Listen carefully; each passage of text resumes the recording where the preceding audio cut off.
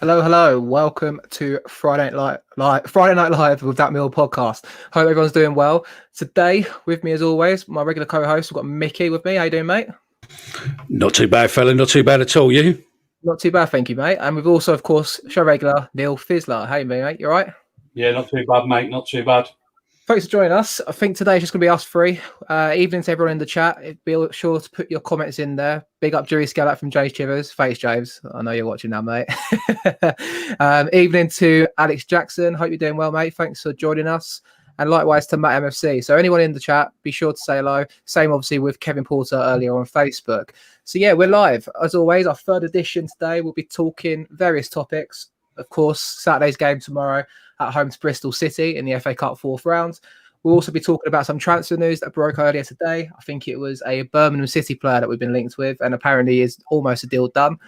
We've also got a bit of a debate, some hot topics to talk about, but we'll get onto that in a bit, including, obviously, what's a Millwall type player. So, yeah, Neil, you weren't on the show the other day, mate, so I thought we could come to you and talk about, you know, a Wednesday night's game against Huddersfield, and a nice win at the time for us and a much needed 3 points. Yeah, scandalously overlooked the other night. It wasn't a great performance, was it? Pretty bitty, pretty messy. But I guess at the end of the day, after the run we've been on, the most important thing, and especially after last Saturday, was we got 3 points, and it didn't really matter how we got them.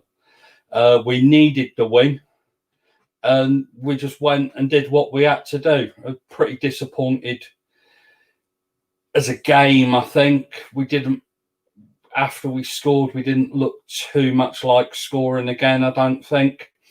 But most importantly, we didn't actually look like conceding, did we? I think Huddersfield were poor, weren't they? Absolutely awful. And you felt comfortable throughout. I thought it was a soft penalty that we gave away. I think we should have had one. If they disallowed the second half goal, I think it was Ryan Leonard, was it? I think if that goal was disallowed, well, we should have had a penalty for a foul on Scott Malone as the ball came across. Soft as anything, but hey, we went up there and we won. And suddenly we're not talking about sacking Gary Rowett, which I don't think was ever going to happen because we're looking to sign players, and I can't see us being the club we are looking to sign players when we're going to sack the manager, basically. So that's relieved a little bit of pressure on him. Yeah, I agree, mate. I think obviously a much needed win, and I think fair play to Rowett at the time. I think we spoke about it the other night, but he's weird, strange team selection, you could say, Neil. It was 4 midfielders on the park. What did you make of Ryan Leonard playing centre half? I thought he had a blind over the game at the time. Mate, I think he needed to do something after Alex Pearce. I think we did a show last Saturday night, last Sunday morning, didn't we? Where Pearce at Nottingham Forest was an accident waiting to happen, wasn't he? So he liked his three at the back. Murray Wallace is injured, so he has to look at options. I know he's got Sean Williams played there when he played for MK Dons, which was a long time ago. So if he wants to play that formation, he either has to sign someone, which hopefully he will, or he thinks outside of the box. And he thought outside the box, and to be honest, it worked fairly well, didn't it? But I think it was aided by the fact they were pretty poor in attack. We didn't have an awful lot to do, did we? It was only the last 5 or 10 minutes that you were remotely worried, but they didn't pose any threat at all. So I think it was quite comfortable on his behalf playing there. Yeah, no, I agree. I think we was quite lucky in the sense that they weren't up to the standards, maybe you could say, on Wednesday night at Huddersfield. Obviously, they've turned us over 3-0 earlier in the season, Mickey. But yeah, no, I think, going into Saturday's game now, obviously it's quite an important cup game, I feel like. And I know how you feel about the cup games, Mickey. Looking forward to it on Saturday? Yeah, I think we'll be all right, mate. I think we'll go there with a bit of confidence. A few of the players doing all right, so they've obviously got some confidence on them. Hopefully their kit got cleaned because that was proper filthy on Wednesday night. But no, all good. I'm looking forward to it. I think it'll be all right. I think an interesting one for me from Mick M on YouTube. Who would have predicted that lineup against Huddersfield? And it's true. You've got to hopefully say, like, fair play to the manager, Gary Rowett, for kind of chopping and changing. And in a sense, he stuck to his guns. I think, there's a lot of pressure from us as fans. We done a poll the other day where we said, what formation would you like to see us play? And whilst I don't have the numbers to hand, I think playing 5-3-2 or whatever the formation he decides to play, I think he got less than 10% of votes from the fans. And I think, obviously, he's the manager. He went with his gut. And I think credit where it's due in that sense. He kind of stuck by his guns and thought, I'm going to play my formation despite the pressure. And I think it paid off in the end, Neil, don't you reckon? Yeah, no, it did. He's obviously, this is his favoured formation. It's not my favoured formation. I think we've argued about it and debated it so many times. I'm a 4-4-2 man, although I think you can try various things. I'd quite like to see us maybe not be 4-4-2, but maybe play a diamond in midfield or something like that. But this is what Gary wants to play. So if he wants to play it, I think we've got to get behind him. And I think he needs the resources to be able to play that. That's the only thing that worries me slightly. If the same Huddersfield had turned up on Wednesday night that we played at the Den earlier in the season, would Ryan Leonard have been that comfortable there? Would it have been that kind of performance, or would he have panicked a little bit more? You'd quite like to see them under a bit of pressure, just to see how they perform under that pressure. Do you know what I mean?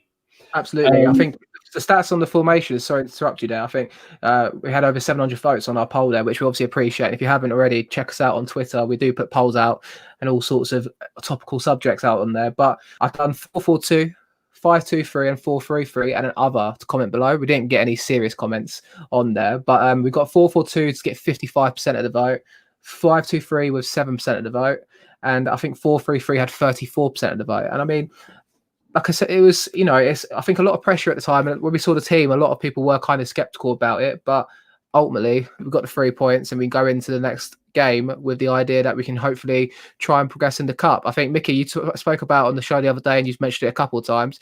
The FA Cup, it means more than just what it is this year. It's financially as well. It helps us out, doesn't it? Yeah, no, it does. I mean, if we win Saturday, it's 90 grand. And 90 grand to Millwall at this current time is a lot of money. and you don't get nothing for losing now. You did last round, you got 20 grand or so, but now you get nothing, so it's win or bust. As much as I agree with you, the league is very important, but I think this year, all competitions are important because of COVID and the financial constraints on the club. They need all the money they can get, and if you can get a half decent cup run, and hopefully it doesn't harm your league chances, then it's a win-win for everybody. Absolutely. I think just picking up on some of the comments we've got on here, we've mentioned here the boy is gone. What does that mean for Junior and Hayden then? I assume Junior Tenser and Hayden Muller. Junior now getting a chance to cover Ferguson and Murray, not getting a chance, sorry, and same with Muller being stuck behind Pearce and now Leonard, who's a centre mid. I imagine Rowett's kind of weighed it up, and I don't think obviously he's given Billy Mitchell an opportunity. So I guess if they're good enough in his eyes, they will play. Maybe in this case, he doesn't think Tienza and Muller are quite ready to play at the moment. I think obviously with the cup window here, so to speak, and a cup game, maybe it's an opportunity for a couple of them to be involved, and we've called for it. We saw Tyler Bury the last round. I don't know who we might see this weekend. I think Bury played on Monday for the reserves, so maybe it might be a chance, Vicky, to play a couple of these youngsters and give them an opportunity to play. Yeah, possibly. I think it'd be crazy if he didn't give him a couple, especially with what he put in the papers, yesterday, with the he wants to start creating competition for places and get people fighting against each other for the places, which is only a win-win for everybody if you do that, because then at least with the amount of games coming up, you've got rotation, and at least you've got players what can play in those positions and give their heart and soul, because obviously they want to get the next game after it. I think an interesting topic that Adam raises here is hopefully loan moves for the both of them, get them out playing regular football. I mean, Neil, that probably would be an option, do you think? Or maybe obviously with COVID and injuries and, all sorts of potentials, maybe we need to keep these youngsters in and around the squad for the rest of the season for at least that kind of opportunity in case it arises to them. Well, I think if he was going to play them, he'd have played them by now. And I disagree with what Mickey says. I think tomorrow you'll see the same sort of side that he put out against Boreham Wood. And the players that didn't play the other night, obviously, you've got Ken Zahor, you've got Troy Parrott, you've got people like that. Mason Bennett's not played for 2 or 3 weeks, has he? He hasn't started. So I can't see them getting a game, to be honest. I really can't. And if they're not in our plans, the National League has just suspended, hasn't it? I think that paused today for a couple of weeks. Yeah, for 2 weeks. So it depends on where they're looking to potentially loan them out to. If they're looking to loan them out to the National League, is that going to go along for much longer? If crowds aren't allowed in, and I know that there's quite a lot of clubs that are a lot of games behind in that league. Mm-hmm. So is that situation going to change? So, or will he say, look at a Leyton Orient or somebody in Division 4 or Division League 2 or whatever it's called these days? So you never know is the easy answer. Potentially, but potentially not. It depends on where he sees them going. I imagine he definitely has an eye on Watford on Tuesday next week, which obviously could be a huge game for us, especially going back to league action. But I think a lot of people agree with us, like why they're not even getting loaned out, given the opportunity. But I think it's obviously, I feel like in the scenario here, Adam's put it here that he wants to keep them around and see them in and around the first team. I suppose the problem is that it's training, but then you might not ever kind of see them in the game scenario, which might be a different scenario at that time. But it's hard to say. I think I will move on to Bristol City. I mean, I've done some stats digging, and with the help of Neil as well here. We've only played them once in the FA Cup, haven't we, Neil? I think it was in 1997, and Sean Taylor scored the winner for Bristol City, who were at home at the time. And I think you said Mark Bertram got sent off that day, didn't you? And he also came as a sub. Yeah, I was. Yeah, when you just chucked it upon me about 20 minutes ago, I quickly had a look to see, just to get some details on the game, and I saw that Birch got sent off. I think they beat us 4 times that season, twice in the league, once in the FA Cup and once in the Football League Trophy. If it was in whatever guise it was, he also wins Screen Shields or whatever. Mm-hmm. No, I think also I saw in here we played them obviously the last 9 times. We've only lost once to Bristol City, so there's some omens there for us, hopefully, and maybe we can take that into Saturday's game. I think getting the win over them a couple of weeks ago or a month ago now in December will hopefully put us in good stead. Obviously, the winner from tomorrow's game, if we do proceed, will be either Plymouth Argyle or Sheffield United, which could obviously be a potential good cup game. We'll have to see. You're shaking your head there, Neil. No. It's an absolute headache as I live in Plymouth. How am I going to get in to see that game? Yeah, I request want somebody to cover it for free. I'm here. I'm sure you can freelance out to someone maybe and try and get yourself into the stadium. But yeah, no, some more topics that have been mentioned in the chat we will get on to. I think firstly, actually, what I'll say is, Stu, we will be talking about the transfer news in a moment. I think we'll be on to that just shortly after this game. But I'll tell you what, we'll come to it now. We've been linked with, supposedly, according to Richard Cowley online, we're in talks with Birmingham City over a permanent deal for a Dutch player. Michael Kieftenbeld is my pronunciation of that. I mean, I think that's probably going to be the best I'm going to get out of it. I don't know if I'll do better than the other two. I know I'll definitely do better than Mickey when it comes to pronouncing that name. But yeah, I mean, he's out of contract in the summer. He's 30 years old. He's played 183 games and scored 6 goals for them from midfield. Former Dutch under-21. I think, it's obviously we wanted to prioritise the midfield and try to improve that. But what's your thoughts, Mickey? Obviously being linked with someone that's not necessarily young. He's not a spring chicken, but he's 30 years old, playing the Championship for the last 5 years, and looks like to have played a lot of games. I just like the way that Richard's thrown in there, former under 21, Holland under 21. Fuck me, he must have played fucking football, 10 years ago for Holland? So, it's like that, isn't it? I won gold medal in the 3-legged race at school in the sack race. It means nothing. It was a long time ago, and it is. But contrary to thing, I think the Gary's been after this fella for a while. I think he tried to get him at Derby we were speaking about earlier. I think he's tried to get him before here. Someone was saying outside of here I was speaking to. I don't know. I don't know if he's the type of player we really need at the minute. Do we really need that sort of player? But, Gary and alike are getting him for some reason. They obviously know something what we don't. And the proof's in the pudding. Until we see him play with a Millwall shirt on, if it comes, then, we're no more then. But something's definitely happening. There was a lot going on today at the training ground. Something's happening. So I think over today, tomorrow, or the weekend, I think we're looking at possible transfer news. We'll have to wait and see. I think I agree with you. Do we need exactly his type of player? But from what I've read online, and I think Adam summed up here as well, actually saying, Birmingham fans seem upset he's leaving them. So guessing that's a good sign. I think that's normally a good indication, especially obviously being in the Championship.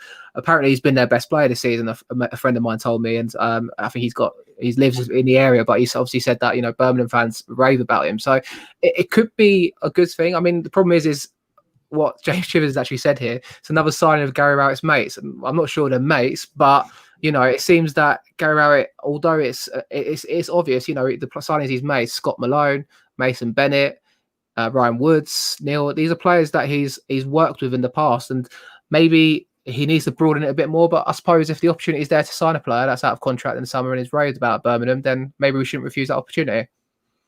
Mate, he actually signed him for Birmingham City. So it doesn't surprise me.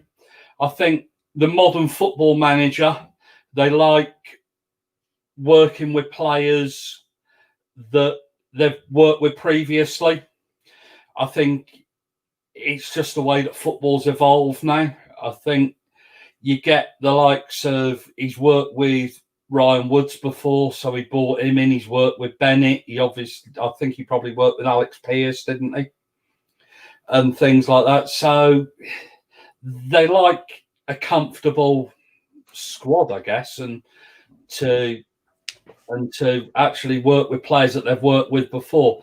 For me, I really hope this signing works out, because the Woods one hasn't really, is it? So the jury's out on whether or not this thing works, working with players that you've worked with before.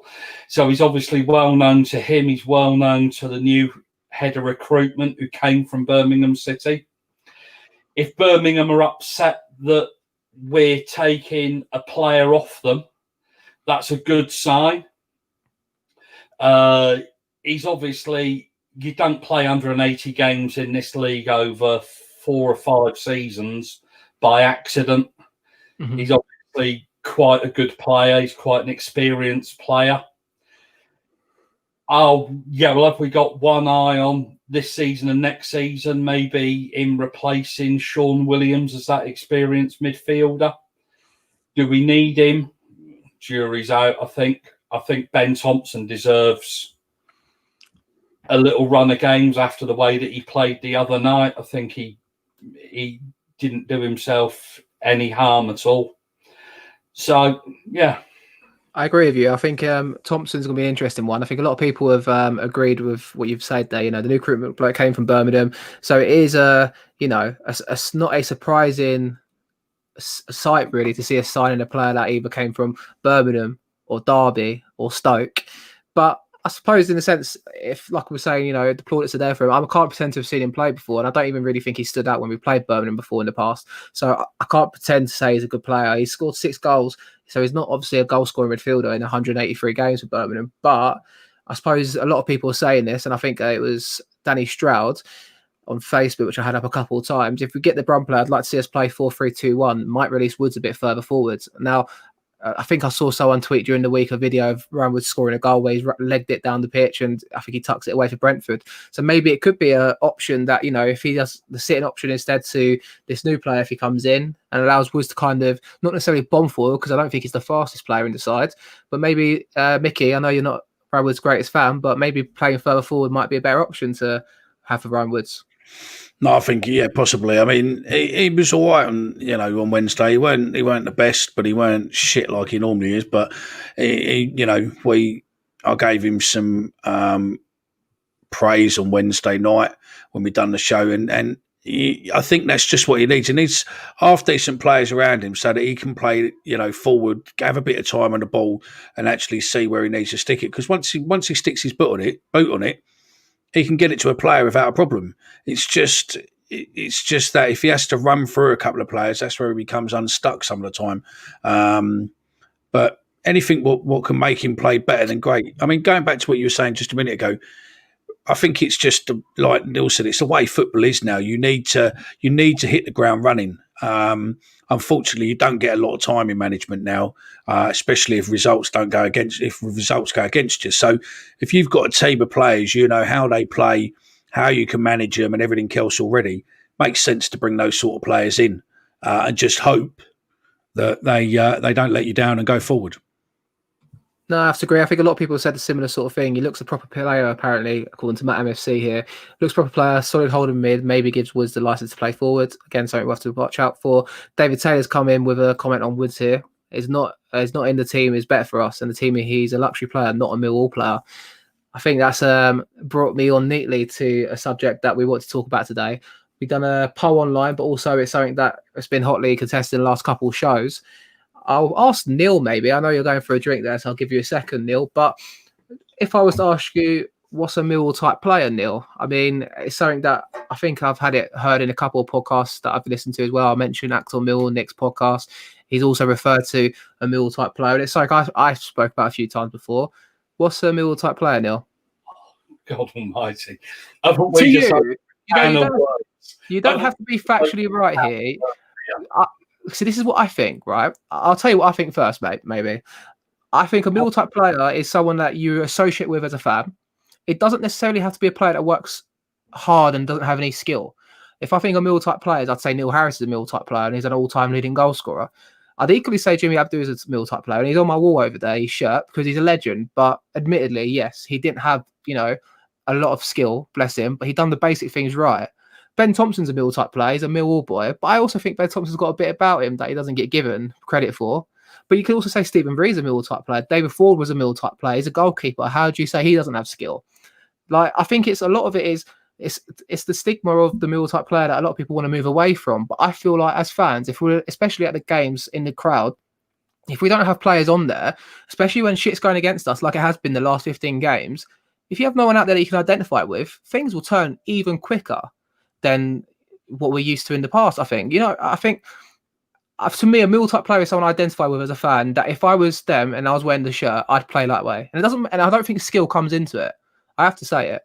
What do you think, Neil? To me, a Millwall type player is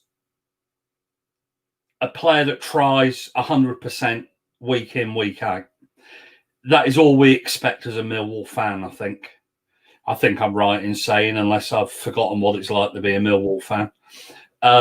Just somebody who tries, just somebody who he might not necessarily be the best, the most skillful player, but as long as you can see him putting in some kind of effort. Liam Trotter, we could have all kinds of arguments about this. I think that Liam Trotter was a good player, but he wasn't a Millwall player. Yeah, because of that languid running style. He didn't appear to be doing stuff. I think as a Millwall player, as a Millwall type player, you've got to be seen to be trying, even if you can't do it very well. I think Alan Dunn springs to mind. Probably not the most technically gifted player, but was somebody who tried week in, week out. Jimmy Abdu, not the most technically gifted player, but Christ, could that boy run and break up play and do stuff. I think it's just somebody who's a trier and has maybe got a bit of personality about them. And Ryan Woods, I don't think he is a Millwall player. Everybody tells me, give Ryan Woods a chance. Give Ryan Woods a chance. These are friends that support Brentford and Stoke and things like that. Yeah. Maybe we're not using Ryan Woods. In fact, we know we're not using Ryan Woods to the best of his ability. So maybe that's because he looks shit. Yeah. But a Millwall player to me is just somebody who tries 100%, isn't the most technically gifted player, good with a 2-footed tackle helps. Yeah, as hard as nails. And it seems as if this guy, from what I was reading, this Birmingham guy, I can't even remember his name. I'm not going to try and pronounce it. Otherwise, we'll have another Gary Rowett moment, Mick, won't we? And he might be what we're looking for. Just somebody who gets a foot in, and I don't know. We'll have to, he's a Millwall type player. We also put this out on Twitter, and I waited to read a few of them before I come to you, Mickey. But there's a few various different types. So if you haven't checked our podcast at That Millwall Pod, and we've just done a little question out there, and we've got quite a good few responses on here. And I think the common denominator, I've got one from here from James Gibbons: effort, never say die attitude, leader, not afraid to tell teammates when they're not pulling their weight, influential in the game, gets stuck in, and does the less glamorous bits. Maybe that's what it is there. You know, it's not so much they're not able to do the less glamorous bits. I mean, they're not able to do the skillful bits. They can still probably do have talent about them, but it's also being able to do the smart work. And I think, you know, it's not necessarily, I think a lot of people here, and this is quite a common view that I've seen, and this is Danny Stroud here, I think we should really get far away from this Millwall type player nonsense. The game has moved on. You need pace, power, and technical ability in the championship to have any success. The boy says, ultimately, then is a Millwall type player, and Eze isn't. It's bollocks. We won't go anywhere with Millwall type players. When we finished 21st under Harris, they were all Millwall type players. Well, I wouldn't say all of them players were Millwall type players, firstly. I think of Ben Marshall. You know, I don't think he was a Millwall type player. You know, I think of James Meredith. I think of Tom Elliott. I wouldn't say they're Millwall type players. I would say Steve Morrison was one, which is what John London's commented here, Mickey.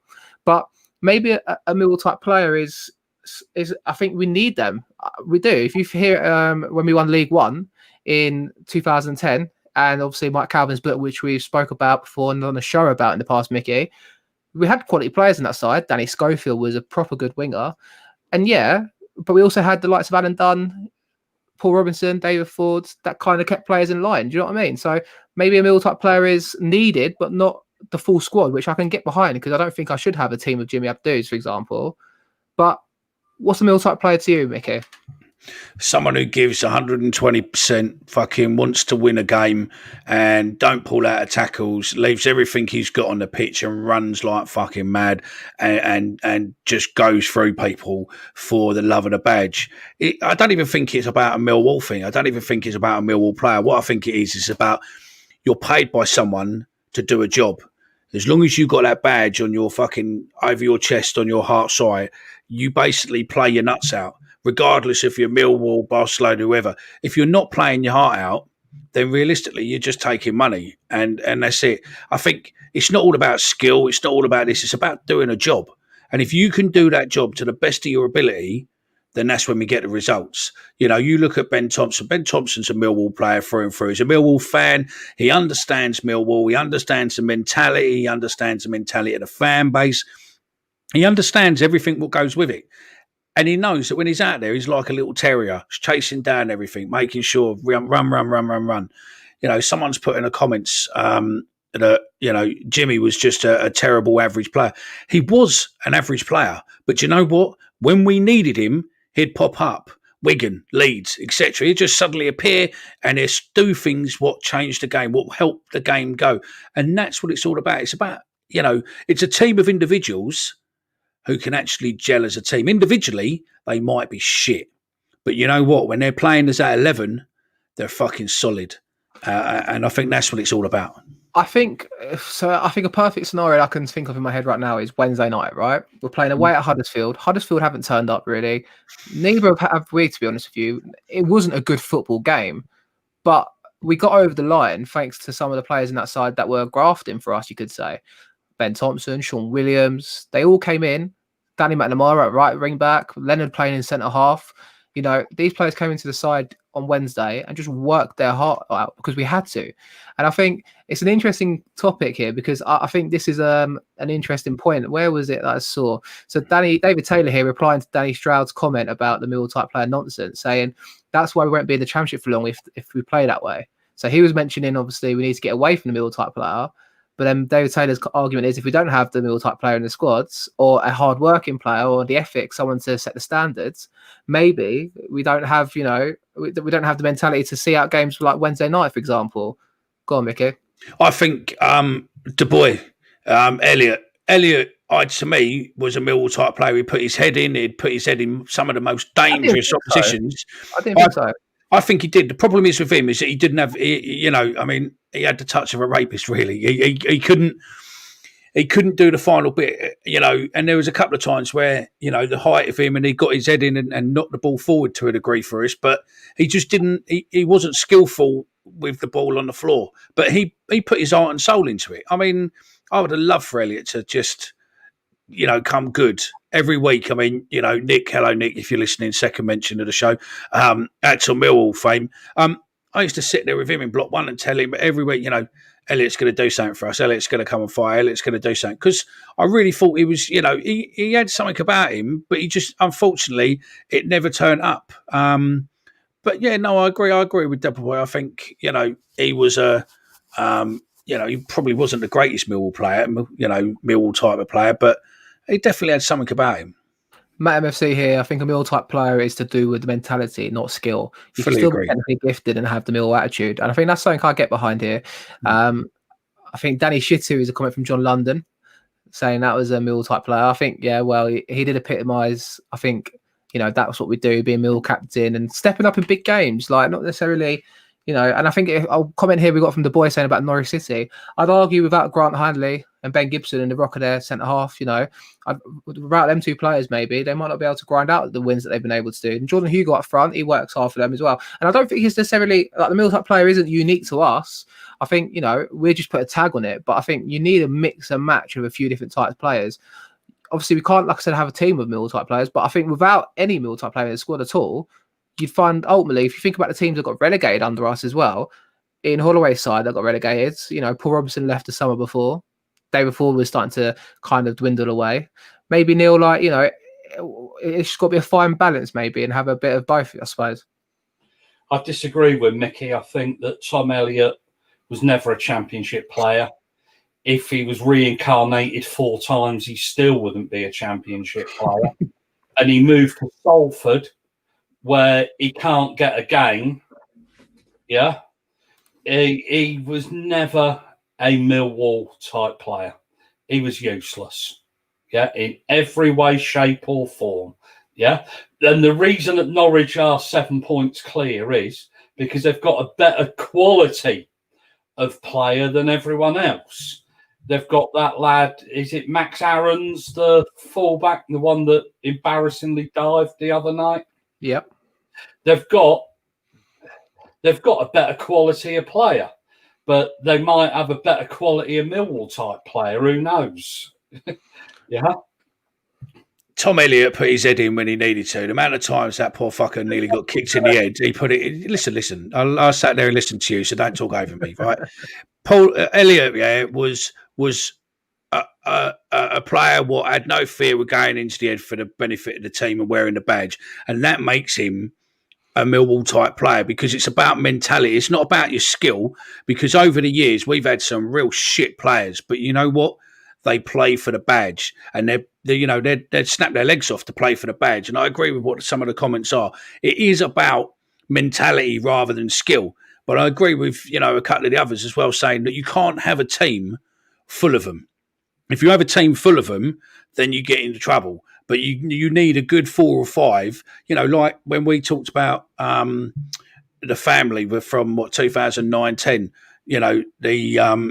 You had the Thingy 7, and there was a group of players who knew everything. They knew the mentality. There was Millwall fans there. They knew everything to do with how the fans expected you to play, etc., etc. And that's what it is. And the reason Norwich is top is because they were shit for the Premiership, but they're slightly too good for the Championship. So, they're going to go back up and come back down again. So, it is what it is. Norwich City can also afford to pay 30, 40, 50 grand a week to players in the Championships, which is something Neil was saying there about quality, but something we can't afford to have in our side. Wayne's knocked it right on the head there. Stick Wayne up. There we go. We definitely need a spine of governors in the side with a handful of the quality players. It's about getting the right mix. That's it. Spot on.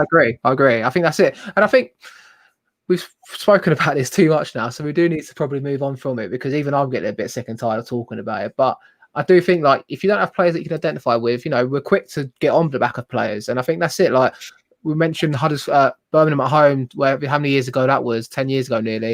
And we lost 6-0. But, the players still got applauded off because you just saw effort and commitment there. And it's like backs against the wall. And it's not necessarily something we need, a team of. But I think, what we've said here, I think it hits the nail on the head. I think the boys mentioned a good one, actually. Whilst I'm not Tom Elliott's biggest fan, because ultimately I saw the lack of quality he had about him, I think that's a fact, and I think everyone can see that.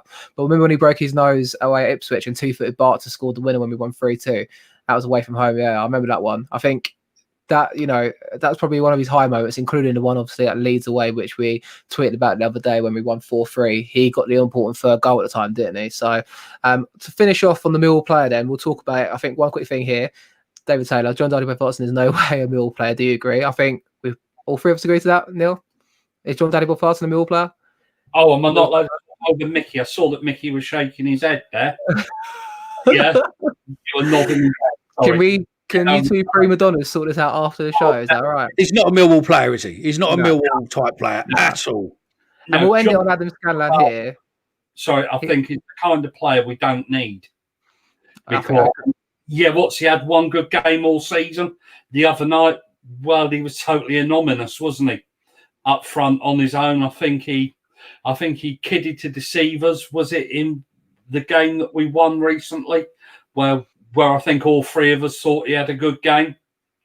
But no, he's definitely not a Millwall type player and will never be a Millwall type player. Tom Elliott is more of a Millwall type player than John Dudley Bavardson. I do feel sorry for Bavardson sometimes, playing for our side especially when we're playing one up top. But ultimately, you do see, by this point, we know what he's about. And ultimately, I don't think he's going to be at our club beyond this season, I don't think personally, but we'll have to wait and see. We'll talk about Adam. Mill play for me is someone that can get the crowd going, be it by running their arse off, going and smashing someone and getting the ball, or just showing they care about the team and come full time, they can give their all, say they gave their all. I think that's probably a fair way to end that one there. We'll talk back to Saturday's game, lads. I think we haven't actually spoke about what we'd say is our starting 11. So that's obviously something for everyone in the comments below. Leave your starting 11s for tomorrow's game, who you'd expect to play. Would you make many changes from Wednesday night, or would you want to keep it going? I think it's kind of catch-22. Obviously the prize money of getting through to the fifth round of the cup, and obviously playing either Sheffield United or Plymouth. I'm going to go on a limb and say it's Sheffield United. No offense, Neil, being down in Plymouth, and I'm sure you're rooting for them to do the job.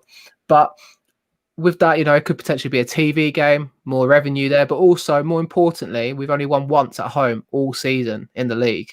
Now, maybe that is something that is not really important to be settled tomorrow, but I think for confidence, I would play quite a strong side tomorrow, Mickey. I don't know what you're thinking is going into the game. I mean, we'll do 11 in a minute, but are you expecting many changes? I think he'll play exactly the same as what he played on Wednesday, and keep the same players on the bench like he did, and then 60 minutes in, do a swap like for like, and just keep that formation and those tactics going. Maybe change them, maybe bring a couple of different, maybe bring a couple of strikers, possibly depending on the players. But I think what he did on Wednesday by changing, as much as we don't like substitutions like that, it made perfect sense because it just basically rejuvenated that middle of the park and just kept the pressure on. And Huddersfield just couldn't cope with that. Mute. Come on, Mickey. Who starts in goal tomorrow for us? Oh, but yeah, not fit with him. No. Not okay. Neil, who are you putting in goal? Well, I got this right at Boreham Wood. I'd start Fielding. I think he'll play again. Personally, I do think it'd be Frank Fielding. I think he needs to play because if something happens to Bart, God help us if something does happen to Bart, we're buggered. Because so you need to get Fielding some games. Although there will be a case maybe for Ryan Sanford to play. But I think playing him against Boreham Wood would have been a better idea. Yeah, personally. But I actually think he'll play Frank Fielding tomorrow. He needs to get him some games of football. I would say Fielding again as well, I reckon. Who makes up the defence? I think quickly, actually, before we get onto that, Adam saying Fielding and also Barry Edlin. So get your comments in the comment section. Josh Bain saying start Parrott. I think we will see Parrott play tomorrow, but we'll get onto that in a minute. I'm sure he will get a game. But then again, he's had a run of games and didn't do much. So who makes up the defence, guys? I imagine we'll play a back five because we played that against Bristol City at the end of last year. I imagine Alex Pearce will come back into the side, I'd say. It could be an opportunity for Cooper to sit out and bring someone else in to play left side centre half, but I imagine Cooper will play. And then I'm going to go with Hayden Muller, right centre half. I'm going to say it. And then my two wing backs, Marlon Romeo, right wing back, and Scott Malone, left wing back, or Shane Ferguson, maybe. I'll go Ferguson. So what about yourself, Neil? Who do you reckon will be the defence? I agree with you with Marlon Romeo. Mm-hmm. But I think the last few games have shown that Danny McNamara is a much better outlet for crossing the ball and getting forward and then doing something with it. Yeah, I don't think Hayden Muller will play, to be honest. Okay. I can't see him playing. Might he persist with Ryan Leonard there? Or might he decide to put Sean Williams there? And might he bring Pearce in after that game that Pearce had at Nottingham Forest? I'm not so sure I want to see him in there. But is it a chance to rest Cooper? Because Cooper must be very, very close to the threshold for yellow cards. And I'd much rather that he played in the league than in the cup. Because I think we had an argument about this on the podcast last week. I'm not bothered if we go out of the cup. I think the amnesty with yellow cards has passed, and Cooper doesn't get. He gets yellow cards, but he doesn't get that many. Obviously, he could have got sent off against Boreham Wood in the last round. So I don't know if it's different for the FA Cup if they have any more cup restrictions, so to speak, with bookings. But 5 was gone past. But if he goes up to 10, then that's a ban. So on Marlon Romeo, before we, so a lot of the back five, that people are saying. So this was the boys: Romeo, Muller, Pearce, Cooper, and Tiencia. That would be an interesting one if he got a game. Barry Edlin went with Danny Mack, Cooper, Hutch, and Fergie. I think that's a back four then, in which case, interesting one there. And we've gone with Pearce, Cooper, Danny McNamara, and Ferguson here from James Wimmer, another back four. So maybe I would play a back four personally, by the way, but I think I just know what Gary Rowett's like and his stubbornness. But Neil, on Marlon Romeo, I know obviously the other night he came as a sub, and I thought he actually put a lot of shift in there for. Considering he's a player that's not played the last few games, could throw his toys out the pram. I think, and also I'll open it to the floor, the comment section, but, Romeo might be, he might be gritting his teeth in here and actually getting into the fight with Danny McNamara. And it's something that during the week, I think it was somewhere on the South London Press where, Rowett is saying, I want the competition for places, and it's obviously healthy competition. I think, it's not going to be all plain sailing. Obviously, McNamara's got a shirt at the moment, mate. But what do you think about that one?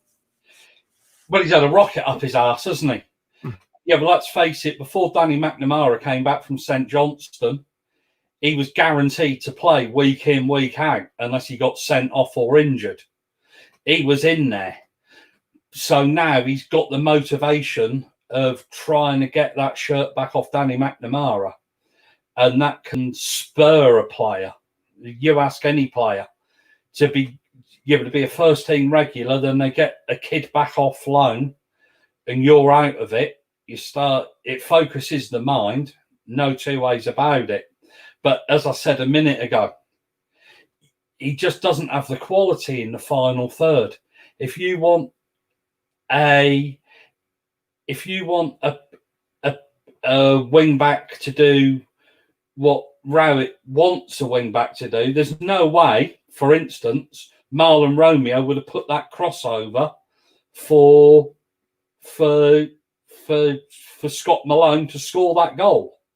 And there were 2 or 3 other ones that he put tantalising balls across, but unfortunately for us, we had Bavardson up front who couldn't finish a McDonald's. That man, could he?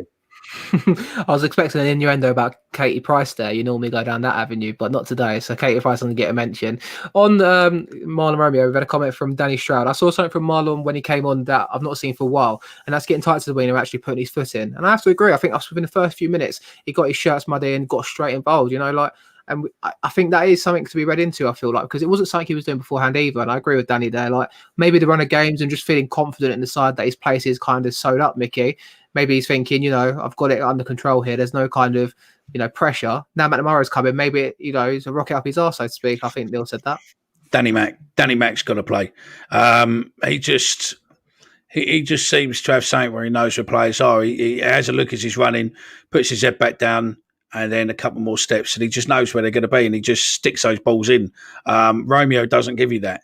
You're very hot and cold with Romeo. I think use him as a sub like he did the other day. Bring him on 60, 65 minutes, swap him over. It then gives you a fresh set of legs for the whole game over there. And just hope that, Marlon wants to, run and get involved in the game like he did on Wednesday. I think that's the easiest option with it. So what about the midfield then? So if we're playing 5 at the back, I mean, I assume we will be. I imagine the midfield will be probably 3-man midfield, or it could be 2. I imagine Thompson gets another game. I personally think I want Thompson in. Something that Adam Scanlon actually mentioned about Danny McNamara, before we move on to midfield. I think Danny Mac needs to play to keep the momentum going for him. Nothing against Romeo, which, something could be said about that, I suppose.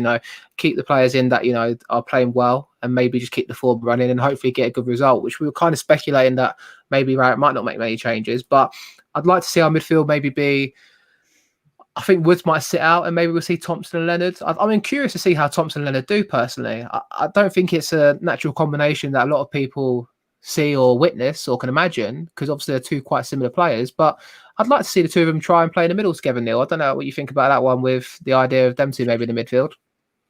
I think recently we've played better without Ryan Woods in there. That's not go down this Ryan Woods rabbit hole again. Otherwise, I think that me and Mickey might end up agreeing with each other on some. No, he says. Yeah, we're just as well, isn't it, mate? Thompson has to start for me. And I'd quite like to see him and Ryan Leonard. Ironically, I think that Woods... will he do that? Yeah, well, that's the thing. He likes certain types of players, doesn't he? And as we won the other night, and judging by the last cup game, he isn't going to make too many changes. He's just going to freshen things up, I think, where he thinks they need to be freshened up. And does he think that Ryan Woods needs a rest? I don't know. Probably not. I think a lot of people are saying Billy Mitchell, which I don't think he's fit. I don't think he is yet. I've not seen anything online, unless I'm mistaken. I'm happy to be proven wrong, but I've read a few previews earlier, and I didn't see his name mentioned anywhere. I know he's back in training, and the same with not played for quite a long time. Yeah, the same as I think people say Conor Mahoney. I think they've been out for quite some time. So if they were back and fit, you'd have probably seen them play for the reserves in midweek or the development squad. So I would guess that they're not fit. You can't start these people after being out for 2 or 3 months. Otherwise, they're just going to be back at square one and suffering injury problems again, aren't they? I suppose so. I think it'd be interesting to see if he does get on the bench, maybe. I think the problem we had before with the under-23 games, I think that's actually where Billy Mitchell got injured again, didn't he, on his comeback from the summer? I think he got injured in a 23s game, or was it training? I'm not too sure, but I think he played a 90-minute game and I think actually pulled up injured again. So, yeah, that's the downfall of that, but he does need an opportunity to get in press and obviously get back into the side. I think Colin Mahoney, I'm not sure. I'm not convinced on Colin Mahoney, and I haven't been for a long while. I think he shows glimpses of what he can do, which is obviously top draw for this level. But he just doesn't do it enough for me, which, to put a little phrase out there, I don't think Conor Mahoney is a Millwall type player. But I'm going to probably piss a couple of people off in the comment section for saying that one. But Matt MFC says here we should have limited options in midfield, so we change from week to week. Yeah, I probably agree with that. And I think Danny Stroud's comment here, am I the only one that thinks Tomo is poor? Yes, he runs about, but when he gets the ball, he either falls over or just plays a woeful pass. On the falling over part, I think it was his boots on Wednesday night. I saw something online about it where he was having a bit of stick about it. But I think it's purely down to his boot selection on Wednesday, where he just kept slipping all over the floor due to the weather circumstances. So who knows? I mean, Ben Thompson, poor player for you, Mickey? Or is he...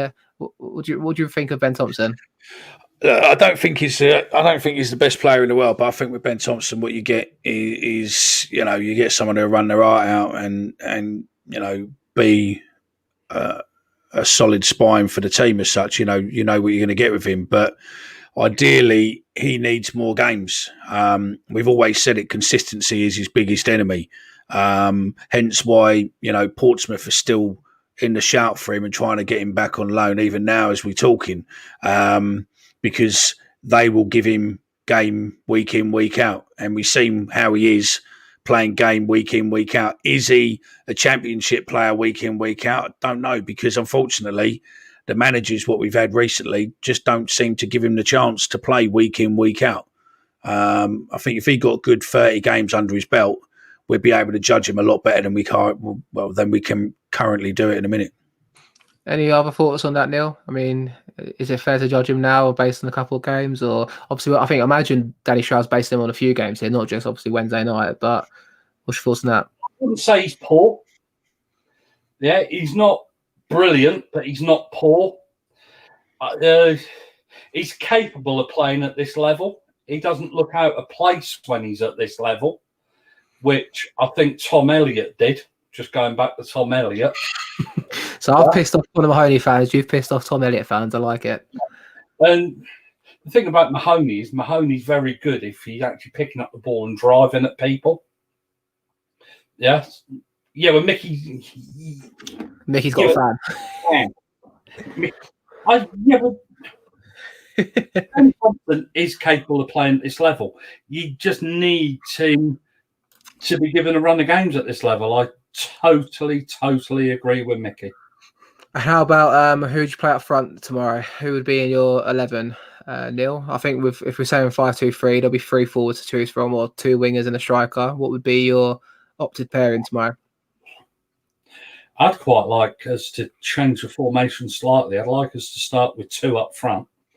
So I'd like to see Zohor start. Anybody but Bavardson, to be quite frank.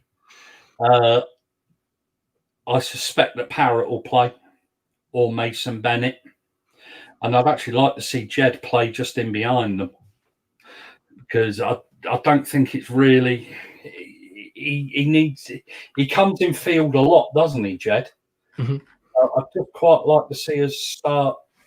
Let's actually try a couple of things out. Let's try 2 up front, but we need to be more creative. We've been saying it for weeks now, haven't we? No, absolutely. I think interesting some lineup shouts here. I think Barry's completed his 4-4-2 with Smith and Alexander up front. I'd love to see Alexander. Neither can I, but I'd love to see Alexander get a game. To be fair, I would. I do want to see what he's about. I think obviously we saw him at one game at Wigan away at the end of that season, where Billy Mitchell and Alexander both made their debuts. I personally would love to see what he's about. He scores goals in the 23s. I don't think he's a prolific goal scorer of late, but he's obviously got a bit of pedigree about him. So it'd be interesting to see when he does get his opportunity, if ever that's the case, what he could offer. I think a lot of it is physicality with him that I've seen mentioned in the past. So I don't know if people or managers are worried about giving him the opportunity and not thinking he's kind of up to speed just yet. Maybe he needs a loan spell. We're talking about loans earlier in the episode. So maybe that might be what it is. The boy with a front three, he's gone with Boateng, Smith and Bury. He was quick to caveat it, saying if there's 4-4-2, he'd go Smith and Abdul Malik, who is obviously the under 18s, now under 23 striker. Not impressed, no? Or you just can't see it? Just cannot see it. He will not try untested strikers up front in the FA Cup. Yeah. Yeah, maybe if we were playing Chorley at home. Yeah, but I can't see it. Not now. Malik's just got an England call up as well, under 17. So there's something about him. Oh, yeah, no, there's something about him. Alex, sorry. Malik. Oh, Malik, yeah. But I just can't see him playing. My biggest thing is, right, He's going to make hundreds of changes. Sorry, Mick. No. My biggest thing is we've got some cracking players in the youth. I mean, Danny, I think it is, or De Boy and all that keeps mentioning a lot of the youth team. We've got some cracking players there who can score goals in their games week in, week out. And it just amazes me that we're moaning about not being able to score goals. And we've got these players there. Even if you're playing for 20 minutes at the end of a game, even if we're winning 1-2-0, get these players on and just give them some time to start building their time up. I just don't understand. Either Gary doesn't like playing youth, or there's something else there what we're not seeing, and I just can't understand. I mean, Alexander, Malik, etc., etc. They're all scoring goals. They're all playing really well, but they can't get a chance in the first team for love nor money when we're screaming out for certain players. I think that's because they've got players blocking their way. They've got people like Bavardson in the way. This is what Adam's saying here. And if you're playing Bavardson, sorry, Adam, yeah, no, that's a great point. And something I agree with. If you're playing Bavardson 10 grand a week, you've got to try and use him, haven't you? And the likes of Matt Smith, who I think has been criminally underused. Mason Bennett can't get in our side for love nor money. He's got a player on loan from Tottenham. And it wouldn't surprise me in that loan agreement if there's a clause in there that if Troy Parrott is fit, Troy Parrott has to be in our squad. Yeah, I agree with you. Yeah. The Premier League sides will write that into your loan agreements. So not playing Troy Parrott is not an option unless you want to send him back. But then what do you do? He doesn't score goals, though. He's not scored for us yet, has he? So, that's the ultimate reality of it. If he had to score a goal. He doesn't deserve to be in the team at the moment. I think everyone could agree with that in the chat, and obviously us three here. He's not playing because he doesn't deserve to be in the team on Wednesday night. I think if he proved, maybe he needs a goal, maybe he needs that opportunity, but I don't see it at the moment from him. Maybe this is what I said it in the previous show. Sorry, Mickey, but if you look at Harry Kane, right, a lot of people obviously compare him to Harry Kane, but Harry Kane had a spell at Leyton Orient before coming to Millwall. And that was his second loan spell. And I think you'll find with Troy Parrott, and I really do believe this, I think next season, after he's had his one goal in 30 games for Millwall, I do think he'll go on loan to another championship club potentially and score 30 goals and finish top goal scorer, go back to Spurs and suddenly start scoring goals for them. I just think it's a big learning curve, especially coming from Ireland a couple of years ago, going to Tottenham, then coming down to Millwall, who don't play the most attractive football, probably doesn't suit a lot of the way he plays. I think, he'll learn from this spell, and I think he will come back after that in another club. I think Mickey wanted to say a point, and then we'll come to you, Neil. But go on, Mickey. De Boy there, look. Adam Malik played up front with Lou Barry for England under 18s, and then Barry gets his debut for Villa and he scores against Liverpool. Why is it that player can suddenly go into it and debut in a full Premiership team, but his partner in crime in the England squad can't get a game, can't get a sniffing? Surely something's not right there. Surely, I don't give a shit if Budvarsson or anyone else is in front of him. If you've got a player what can score goals or has got something about him, and you can't get goals at the minute, then it's not rocket science to go, bring him in. Let's just give him 25, 30 minutes on this game and see what he's got.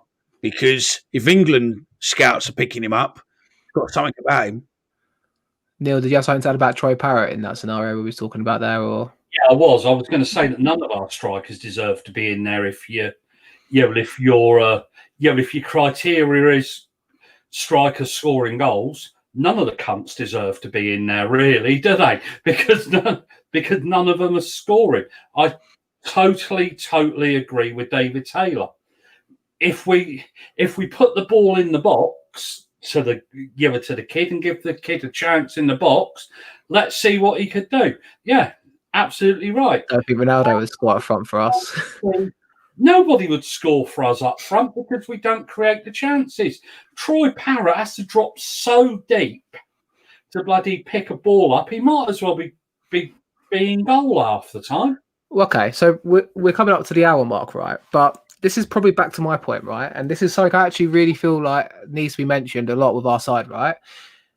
If you look at Connor Mahoney, he is the next person that's going to create chances for us, supposedly. He's either injured or he's out of form. And, this is it, though, isn't it? Like, we're looking at it and we need to think of who we're trying to sign next or who we want to strengthen. We definitely need another creative outlet out there. And I'll put it to the chat because if you look at our 11, and if we go with this 5 at the back, I think, and then you think of the rest of the side, you've got the defence maybe picks itself at the moment. If Leonard, Hutchinson, and Cooper, you've got McNamara right wing back, Malone left wing back. I'm happy with that. The midfield is going to be Woods and probably someone next to him. Then that could be this new Birmingham side and that we're going to get. And then you're thinking the front three positions, the only other one that's guaranteed there is Jed Wallace. Kenta Hoare probably will take the other one.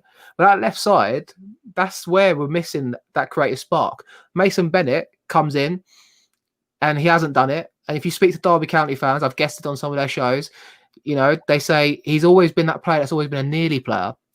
And you look at Mason Bennett, he's played a few games for us, gets injured, scores a goal, gets injured.